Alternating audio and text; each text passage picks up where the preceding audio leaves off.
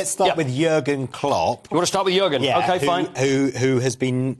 who's made comments about Manchester City. Right. There's been a bit of a discussion over that. Separately, yes, he's charged for that red card Correct. incident at the weekend. Right, at the weekend... What happened, cut long story short, is that he got involved with the assistant referee. There was a decision he wasn't very happy with, and he pretty much lost it and started screaming and shouting at the assistant referee. Not good, over the top, and also it was almost like a powder keg. I mean, the game was... It was full of tension.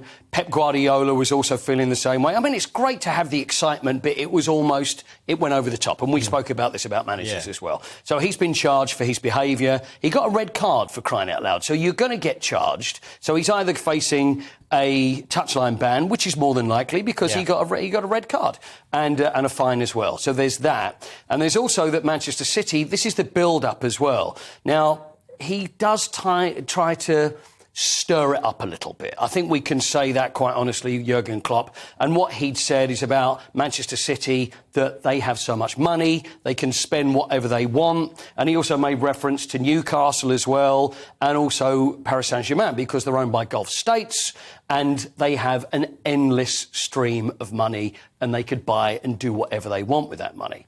Now, Manchester City came back and they said, they called it borderline xenophobia, which I think is probably a bit strong, because what he's saying, in effect, is that these clubs are very, very cash-rich and he can't do... I mean, he's done pretty well at Liverpool. There's plenty of money there. That's factually correct. It is. It is factually correct. And I think to be able to say, oh, well, you're just saying that, you're being xenophobic, I think is unfair. And he said that that's absolutely not what I meant. And I think it's just going, well, that's what you're doing. And I don't think that's right. But also, the other thing that we should mention is that these clubs...